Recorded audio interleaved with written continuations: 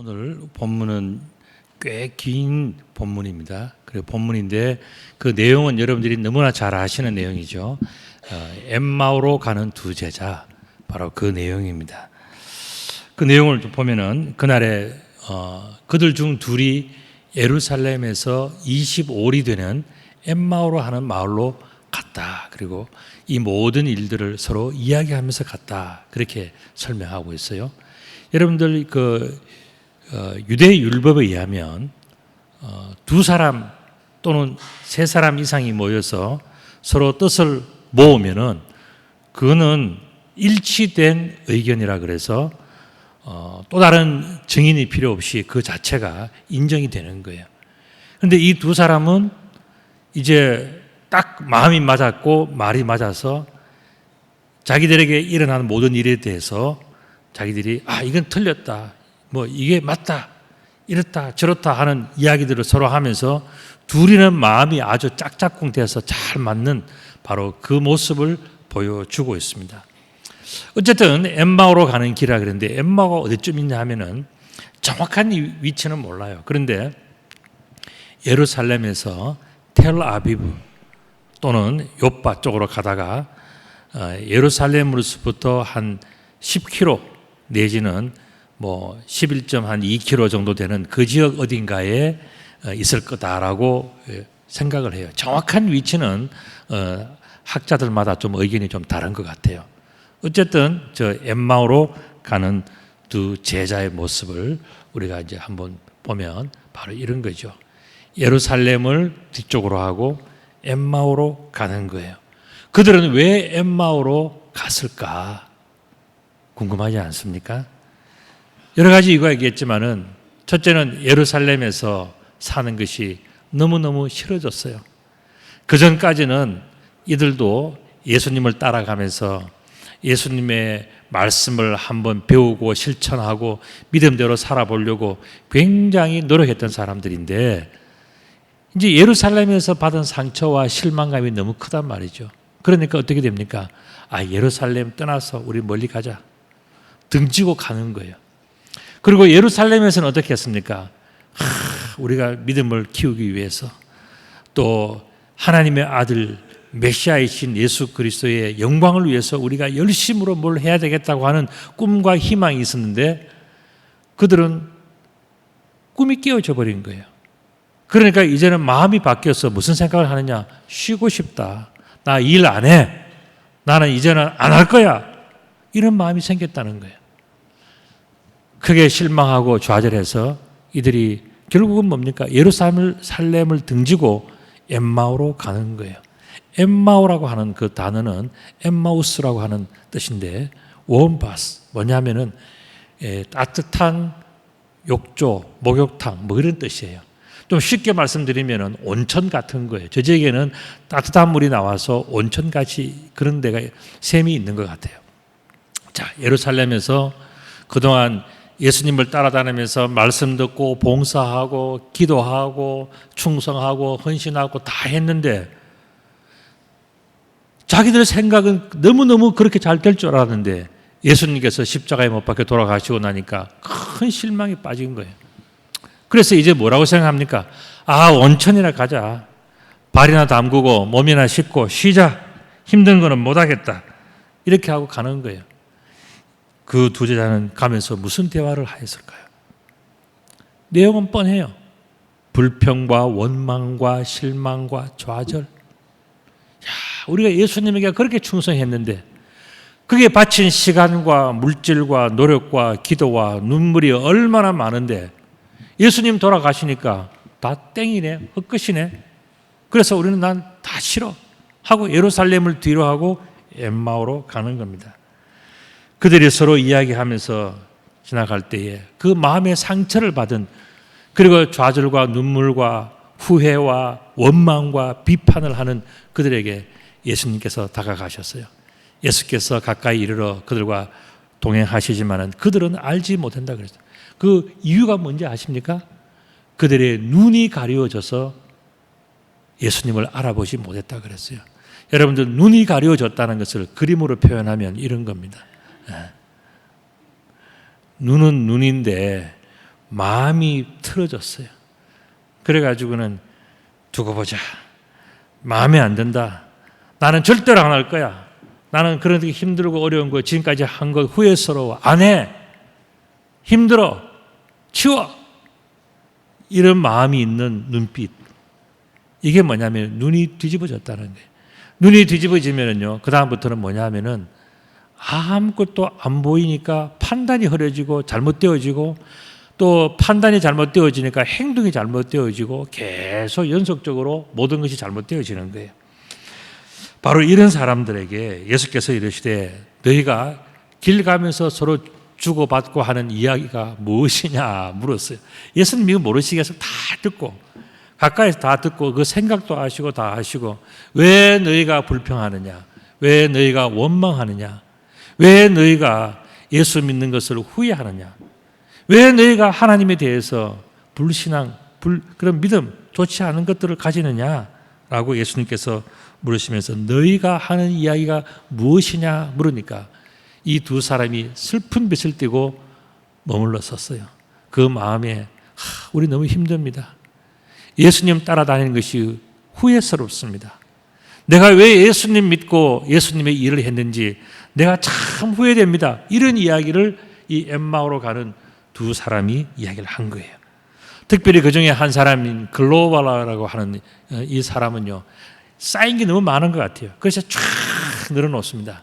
당신이 예루살렘에 체류하면서도 요즘 거기서 된 일을 너만 모르지 다 아는데 당신이 그걸 모릅니까? 예수님께서 이러시되 무슨 이야기인데 무슨 일이냐 이러시되 나사렛 예수의 일이지 않습니까? 그는 하나님과 모든 백성 앞에서 말과 일에 능하신 선지자이지만은 우리 대제사장들과 관리들이 사형 판결에 넘겨주어서 십자가에 못 박히고 끝났습니다. 그래서 나는 너무 실망스럽고 예수님 죽고 나니까 나는 아무것도 아닌 것 같고 내가 왜 예수님을 따라다녔는지 내가 왜 예수님을 위해서 충성했는지 나는 너무 허탈합니다. 내가 믿었던 예수님, 내가 그 예수님 믿으면 잘 될 줄 알았던 그 예수님이 십자가에 못 박혀 돌아가셨는데 그러면 그 예수님은 대제사장보다도 약한 사람입니까? 연약한 사람입니까? 그 대제사장이나 관리보다도 못한 사람을 내가 지금까지 섬겼습니까? 그 불평과 원망이 바로 이 엠마오로 가는 두 제자에게 있는 거예요. 그랬을 때에 우리는 이 사람이 이스라엘을 속량할 자라고 바랐다. 로마에서부터 해방시켜주고 이스라엘 모든 사람들의 고민을 다 들어줄 수 있는 그런 사람인 줄 알았는데 따라가 보니까 아닙니다. 이야기를 하는 거예요. 이뿐 아니라 이 일이 일어난 지 사흘 되었는데 또한 우리 중에 어떤 여자들이 우리로 놀라게 하였는데 이는 그들이 새벽에 무덤에 갔다가 그의 시체는 보지 못하고 와서 그가 살아났다고 하는 천사들의 나타남을 보았다 하지만은 나는 그들이 여자들이 한 이야기이기 때문에 나는 그거 믿지도 않습니다. 그러니까 이게 안 믿는 이유가 너무너무 많은 거예요. 예수님을 안 믿어야 되는 이유가 이 엠마오로 가는 두 제자들 속에는요, 너무너무 있는 거예요. 그것도 그냥 생판 모르는 사람이 아니라 예전에부터 잘 믿던 사람인데, 그래서 남들이 볼 때는 제자 같았는데, 그리고 예수님에 대해서 너무 잘 안다고 생각하는데 이 사람들이 가지고 있는 불평과 원망과 한숨과 절망이 너무너무 큰 거예요. 십자가에 달려 돌아가신 예수님에 대한 실망이 크다는 겁니다. 실망이 너무 큰데 그 실망의 모든 책임이 누구에게 있다고요? 예수님에게 있다는 겁니다. 그래서 예수님에 대해서, 예수님 때문에 내가 기분 나쁘고 힘들고 어렵고 후회스럽고 절망이 되고 비평이 생기고 나 다 그런 마음이 가득하다, 그런 이야기입니다. 우리 그림을 하나 보시면요, 이 사람의 눈빛 한번 봐보세요. 얼마나 고민이 많습니까?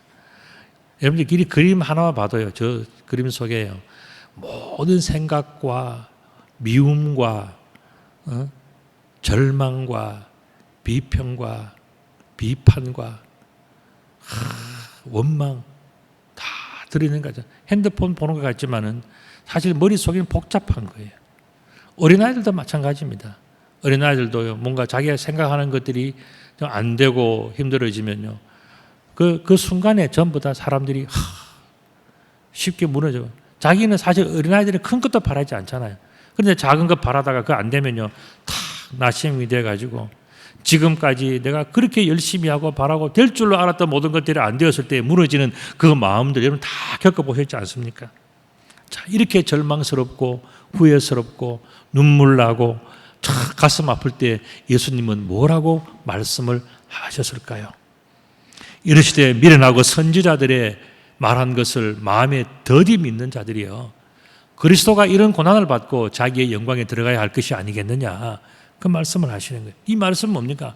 고난이 있고 난 다음에 영광이 있는 거지, 영광만 생각하고 고난을 바라보지 고난을 겪을 생각을 각오를 안 하면 그게 되겠느냐는 거예요. 우리는 고난과 눈물과 그 다음에 후회와 절망과 실패와 좌절과 다 겪고 난 다음에 그 다음에 비로소 얻어지는 것이 영광인데, 우리는 뭡니까? 고생을 안 하고 영광만 찾다가요, 좀 어려움 당하면은요, 막 낙심이 되고 힘이 빠지고 절망이 되고 후회스럽고 누가 밉고 자신에 대한 무능함에 대해서 막 후회스러워서 막 어찌할 바를 몰라서 몸부림치는 것이 우리들의 모습 아니겠습니까? 근데 예수님은 딱 잘라서 말씀하셨어요. 고난이 없는 영광은 없다. 바로 그 이야기를 하셨어요. 그러니까 고난을 겪어야, 그 고난 때문에 고난을 지켜보시던 하나님께서 고난을 참 잘 이겨내는 그 믿음, 고난을 참 감사함으로 이겨내는 그 사람을 보면서 하나님 뭐라 하세요?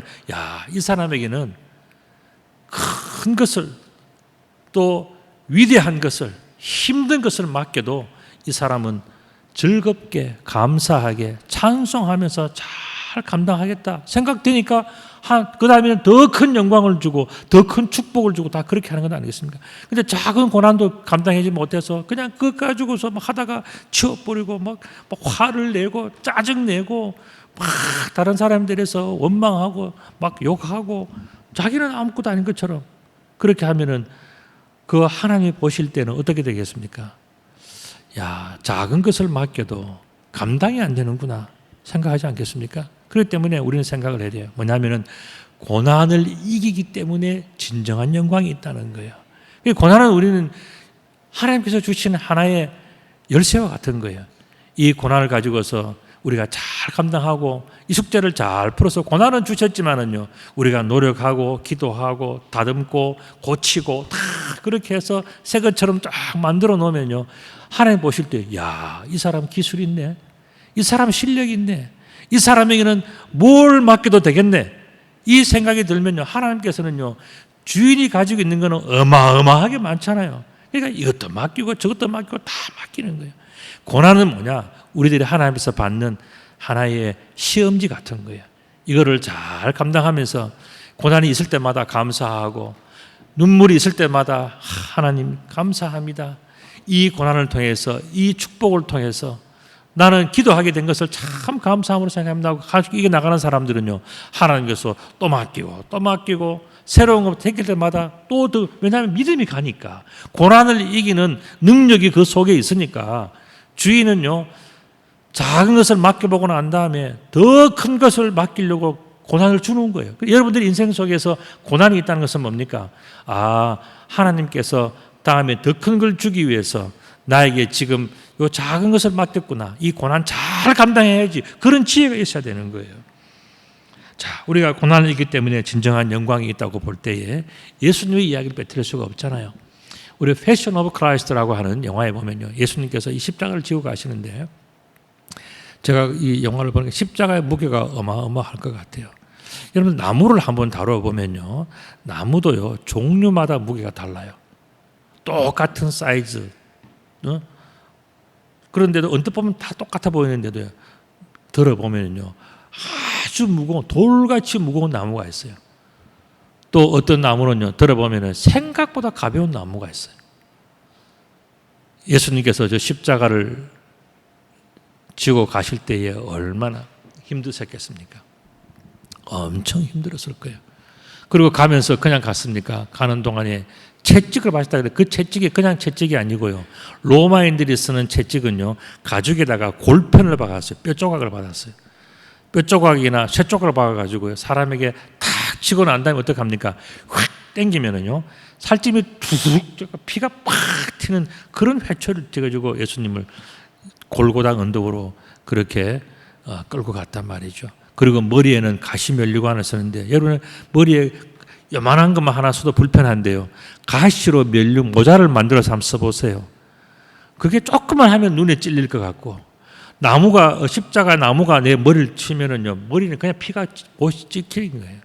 그런 가시면류관을 쓰면서 조롱을 당하면서 골고다 언덕으로 가셨다 생각해 보십시오. 엄청난 고통이죠.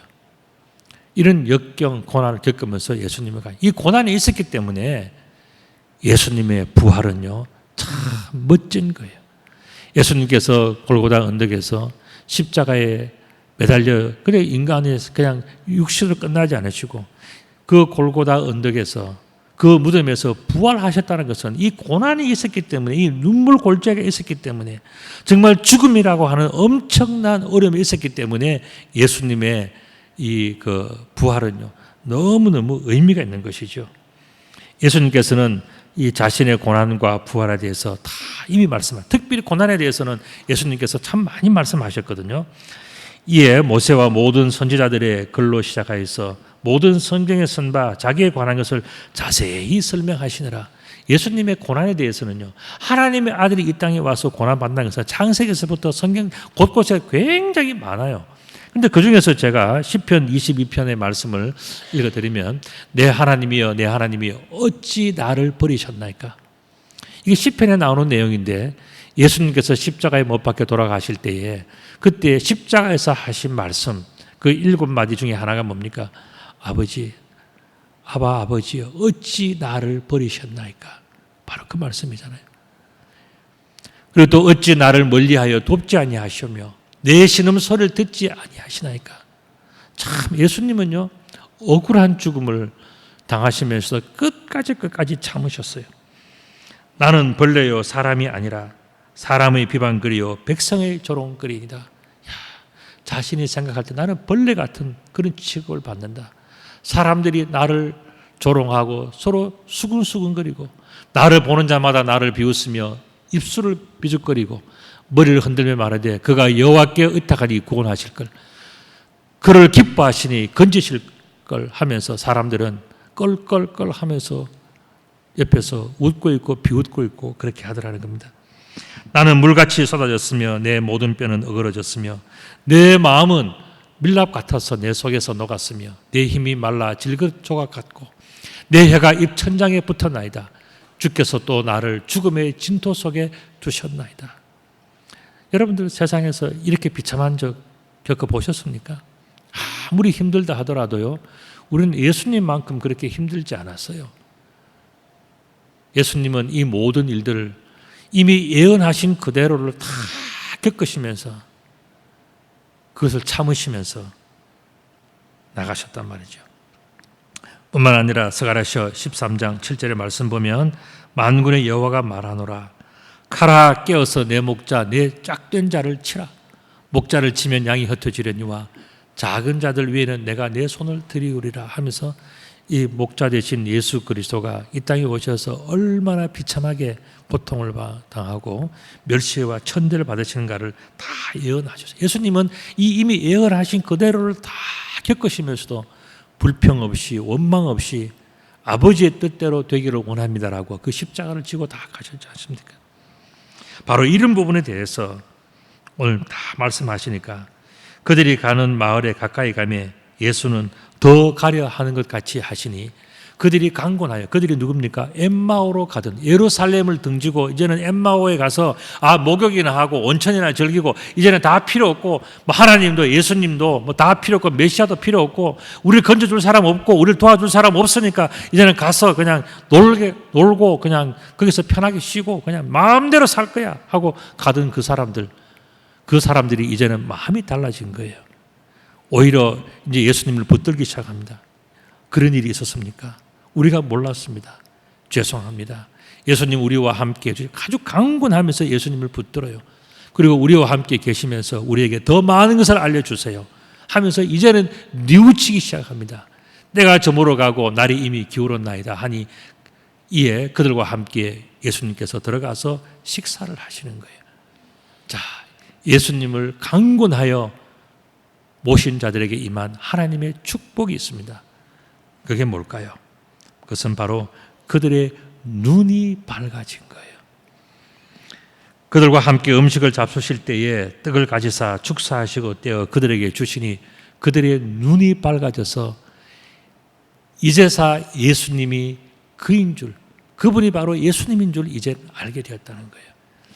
자, 예수님에 대해서 그렇게 실망하고 또 자기들이 예수님을 믿으면서 그동안 시간 투자하고 에너지 투자하고 물질 투자하고 기도 투자하고 뭐 다 투자했다 그랬는데 얻는 게 아무것도 없다 그랬거든요.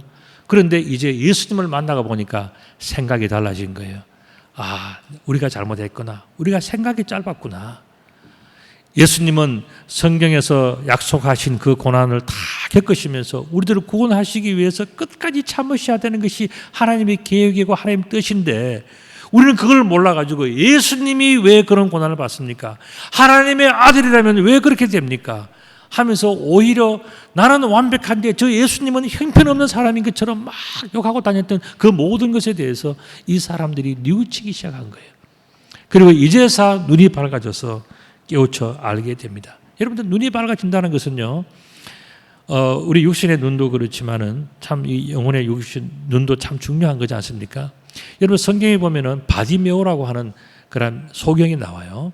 맹인이 나오는데 이 시각 장애인은 앞을 보지를 못했어요. 앞을 보지 못하니까 어떻게 되는 것 같습니까? 막 의심이 생기고 불평이 생기고 원망이 생기고요. 왜 다른 사람들은 다 보고 다니는데 어린아이들도 다 보고 다니는데 왜 나만 보질 못합니까? 라고 하는 원망과 이런 모든 게 다 있고요. 그 다음에 자기는 앞을 보지 못하기 때문에 이 장애가 있는 핸디캡이 있기 때문에 어떻게 합니까? 남들에 대해서 조금만 이야기를 들어도요 마음이 너무 상하는 거예요.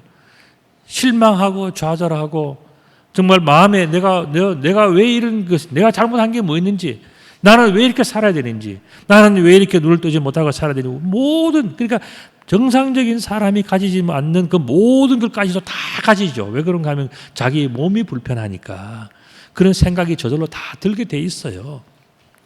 그런데 이 바디메오가요 예수님을 만나서 어떻게 됩니까? 눈을 뜨지 않습니까? 눈을 뜨고 나니까 생각이 달라지는 거예요. 세상이 이렇게 아름다웠구나. 나는 지금까지 세상을 저주하고 사람들을 미워하고 나의 잘못된 것에 대해서 나를 막 한탄하고 나는 절망하고 스스로 좌절하고 나는 내 속에 있는 불평과 원망과 미움과 증오와 이 모든 것들이 다 흘러 넘쳐가지고서 너무너무 내 인생이 괴로운데 눈을 딱 뜨고 나니까요. 예수님을 만나고 나니까 생각이 바뀌는 거예요. 세상이 이렇게 아름다웠구나. 그리고 내 앞에 계시는 분이 나를 참 사랑하시는구나. 나는 세상 모든 사람들이 나를 미워하고 나는 모든 것이 내 책임이 많고 또 내가 잘해도 내가 왜 이렇게 어려움을 당한지에 대해서 나는 정말 하고 싶은 이야기도 많고 궁금한 것도 많고 원통한 것도 많았는데 예수님을 만나고 보니까요. 내가 보지 못했던 것 그 이상의 세상이 있고 내가 알지 못했던 그 이상의 모든 엄청난 것들이 있고 세상의 모든 사람들은요. 내가 생각하는 것보다 훨씬 더 착한 사람들이라. 그런데 나는 저 사람들을 미워하고 싫어하고 증오하고 왜 저 사람들은 잘 되고 나는 안 되는가에 대해서 막 고민하고 잠도 자지 못하고 막 그런 일들이 있었단 말이죠. 바디메오가 예수님을 만나고 난 다음에는 다 잊어버렸어요. 예수님을 만나니까요. 세상이 다 아름답게 보이는 거예요. 눈을 뜨고 나니까 자기가 잘못 살았다는, 잘못 생각했다고 하는 많은 실수들이 이제 깨달아 알게 되는 것이죠. 그래서 바로 그와 같이 이 엠마오로 가는 두 사람들도요, 이제는 생각이 바뀐 겁니다. 그들이 서로 말하되 길에서 우리에게 말씀하시고 우리에게 성령을 풀어주실 때에 우리 속에서 우리 마음이 뜨겁지 아니하더냐. 나도 이상한 걸 느꼈어. 내가 잘못됐고 내가 주님 앞에서 부족한 사람이고 내가 지금까지 생각해왔던 것에 대해서는 참 어리석고 미련했고 내가 예루살렘을 떠나면서 다시는 내가 예수님의 일을 안 해. 다시는 내가 하나님 필요 없어 하고 나는 엠마오에 가서 나는 온천에 가서 목욕이나 하고 나는 편히 쉬겠다고 생각했는데 그 모든 것에 대해서 부끄러움을 느끼면서 자기 속에 회개가 생긴 거예요. 자기 속에 성령이 들어와서 하나님의 마음을 감동하고 이해하는 마음이 생긴 거예요. 그런 믿음이 생긴 거예요. 그래서 우리 속에서 내 마음이 뜨거운데 너는 어떠냐? 옆에 사람도 그렇다는 거예요. 우리가 참 어리석었다. 우리가 잘못된 생각을 했다. 우리가 잠시 생각이 짧았다. 이런 생각을 하고 그 사람들이 다시 돌아가기 시작합니다.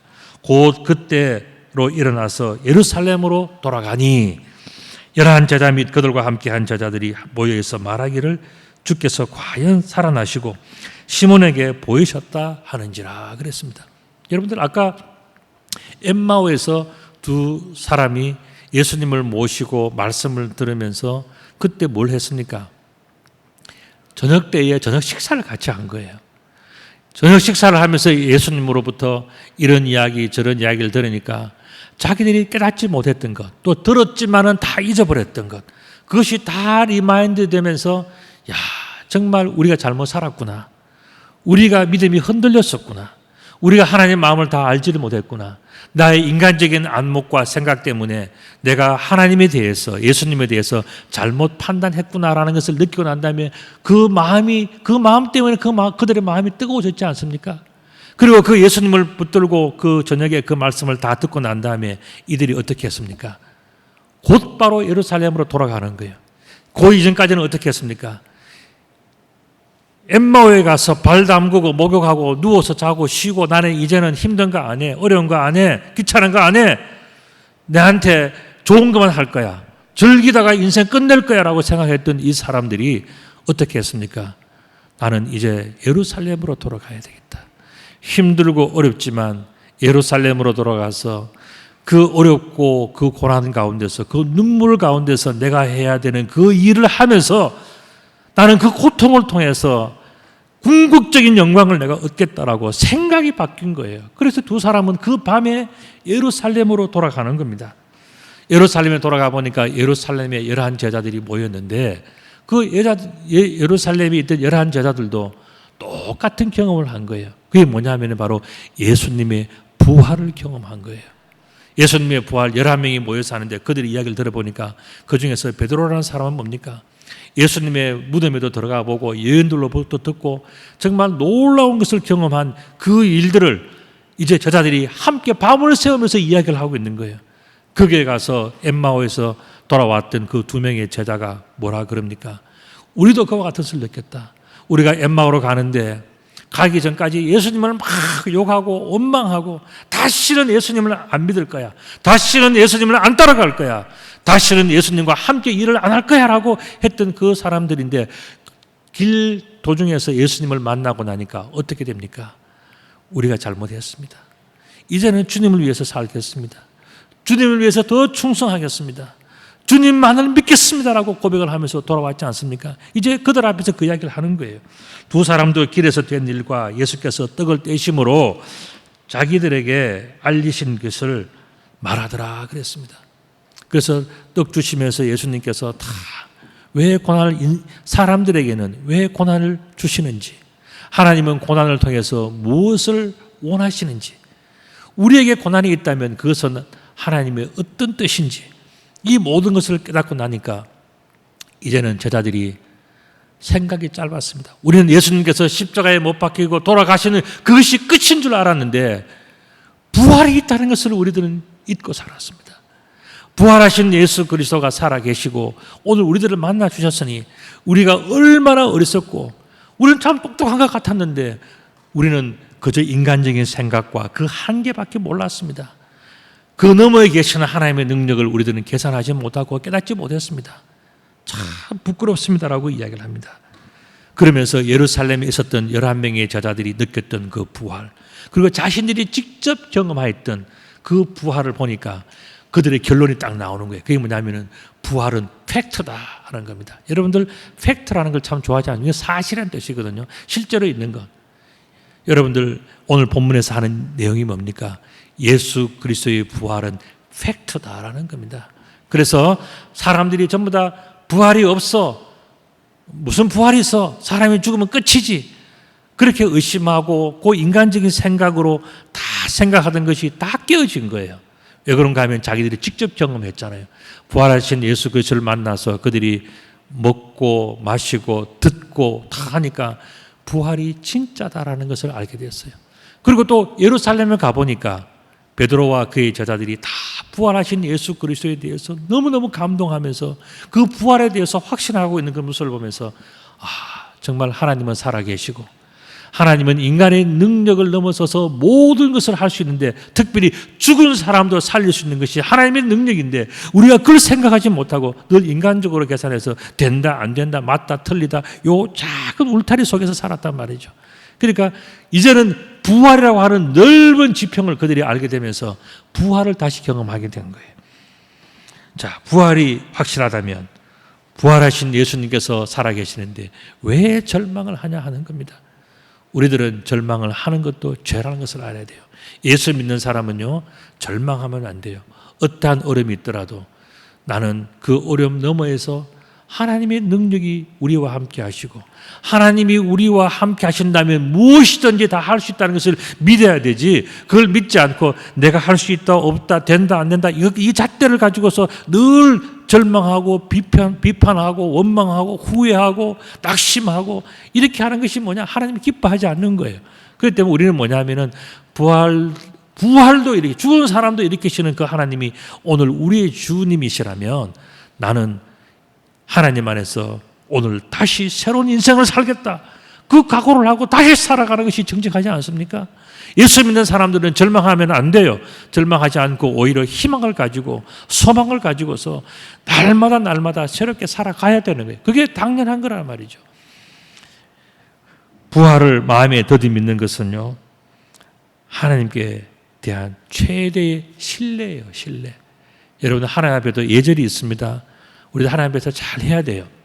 그런데 이 하나님 보시기에는 부활 이 정도는요, 사실 아무것도 아닌 거잖아요.